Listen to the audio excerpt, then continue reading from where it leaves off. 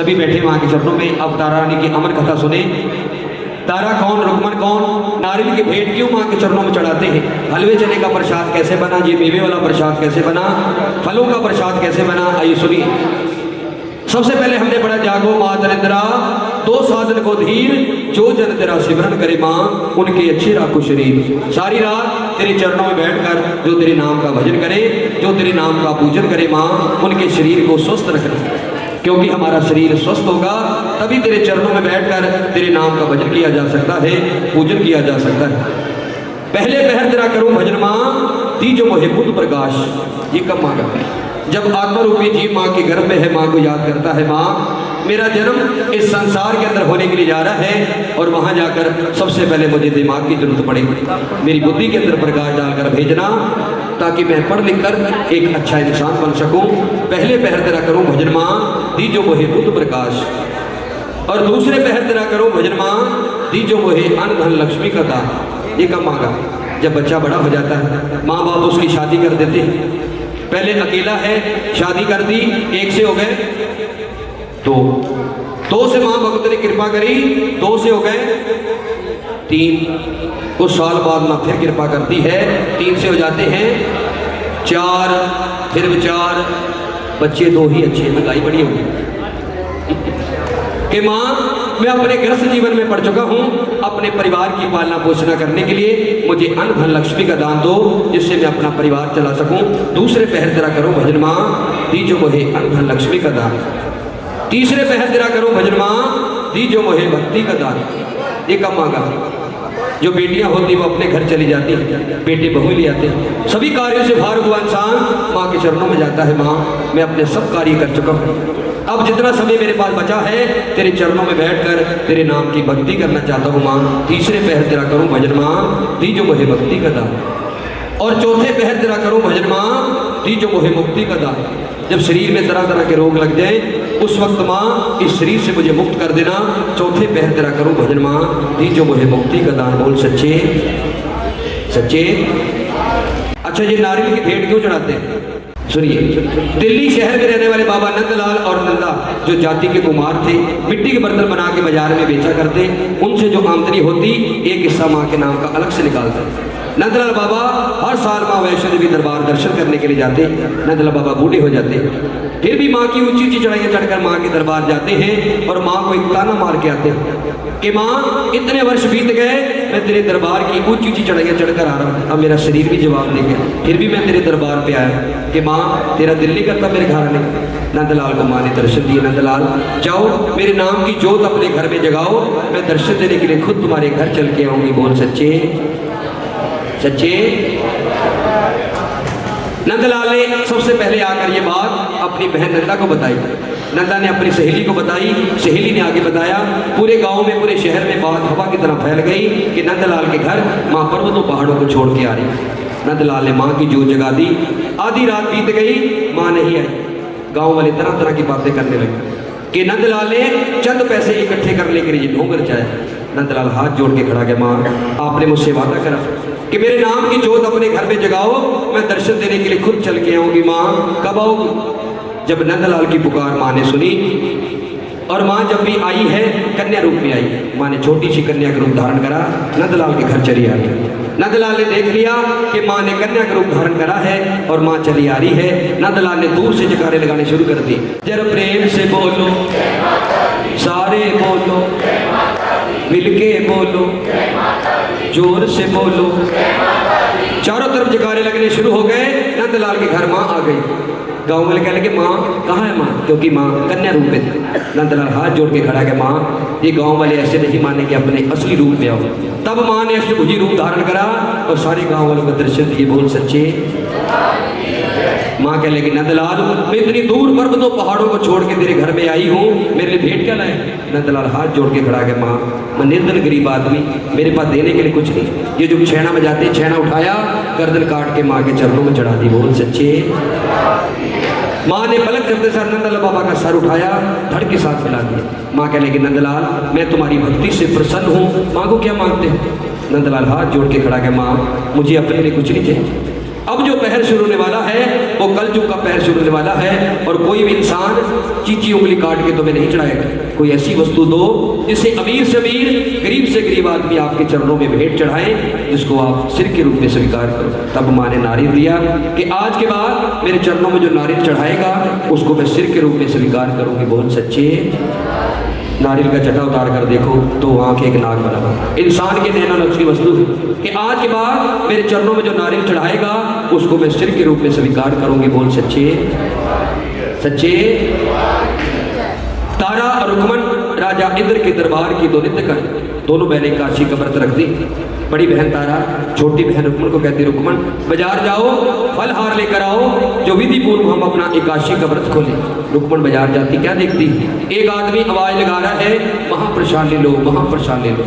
रुकमन छोटी है, उससे भूख बर्दाश्त नहीं हुई। एक टका निकाला, महाप्रसाद लेकर खा लिया। महाप्रसाद मांस को कहा जाता है। तारा किस्से का प्रसाद लेकर जब महलों में पहुंचती है, रानी तारा कहती, बहन तुम्हारा प्रसाद का। रुकमन कहने की, बहन मुझसे भूख बर्दाश्त नहीं हुई, मैंने बाहर महाप्रसाद खा के अपना व्रत बाहर ही खोल दिया। बोल सच्चे सच्चे। रानी तारा ने कहा, ये क्या करा, एकादशी के दिन जो घर में चावल बनाकर खाते हैं वो कीड़े मकोड़ों की जूनी में जाते हैं, तूने एकादशी के दिन मांस खा लिया। जा मैं तेरे को शराब देती हूँ, तेरा अगला जीवन मांस खाते व्यतीत हो। बोल सच्चे सच्चे। शिवकली की जूनी में आ गई, हाथ जोड़ के खड़ी होगी कि बहन इस जूनी से मुझे मुक्ति कब मिलेगी। कि द्वापर युग में जब पांडव बहुत बड़ा यज्ञ करना चाहेंगे, उस यज्ञ में तुझे अपने प्राण त्यागने पड़ेंगे, तब तुझे इस जूनी से मुक्ति मिलेगी। शिवकली की जूनी में आ गई, वन वन भटकरी है, माँ को याद करती है कि मैं प्यासी तेरे दर्शन की, मैं प्यासी व्रत तोड़ा मैंने पाप कमाया, दुख ही दुख जीवन में पाया। शिवकली बन भटकी मैं प्यासी, बन भटक रही है, माँ को याद करती। और अब उधर द्वापर युग आ गया।